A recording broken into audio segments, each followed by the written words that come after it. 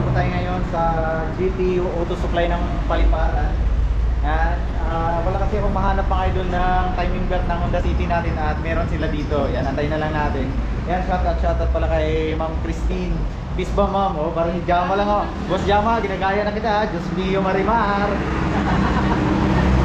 Yan, abangan na lang mga idol. I-upload natin yung ating series na pinapagawa. What's up mga idol? For today's video ay nandito pala tayo ngayon sa R&R Auto Care Center ng Paliparan mga idol. Kasi nagpapalit tayo ng timing belt kay Red.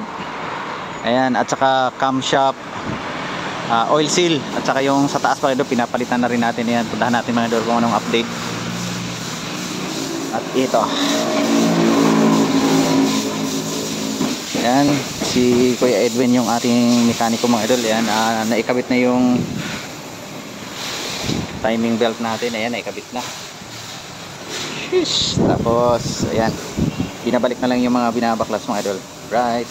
So mga idol, fast forward na po tayo at naikabit na po ni Kuya Edwin yung takip ng cylinder head. Nagpalit na po tayo ng camshaft oil seal mga idol kasi medyo may basa. Hindi naman siya tumatagas mga idol, medyo basa-basa lang talaga siya. Kaya tuwing babiyahe ko ng malayo, meron po siyang basa. Kaya lagi ako nagpupunas. Pinapalitan ko na talaga mga idol kasi ang gusto ko sa engine bay, yung wala talagang katagas-tagas. Kaya ito mga idol, excited na ako makita na sobrang linis na yung engine bay ni Red. At pinapalitan ko na rin pala mga idol ng timing belt kasi para isang baklas lang kasi ang history kasi nito mga idol siguro nasa 5 years na rin yung kanyang timing belt kaya pinapalitan ko na rin. Masarap lang kasi sa pakiramdam mga idol at panatag ang loob natin pag nabiyahe tayo ng malayo pag wala tayong nakitang mga tagas-tagas sa engine bay, di ba? Sheesh! Excited na tayo mga idol na ilong ride si Red. At bago magtapos yung ating vlog mga idol, yan flex lang natin sila Kuya Edwin dito sa shop. So guys, tapos na yung sakyan natin.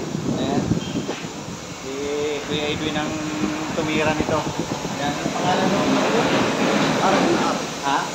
R&R. Shout out R&R. Yan, pag may sira mga idol, pa-picturean natin yan mamaya dun sa labas. Sulit. Tapos na yung gawa ni Kuya Edwin mga idol. So, yung mga tropa dito. Yan, yung mga kasama natin nagpapagawa din dito sa R&R. Yan. Yan, thank you. At natapos na. Balik na lang tayo dito ulit pag may naramdaman ulit.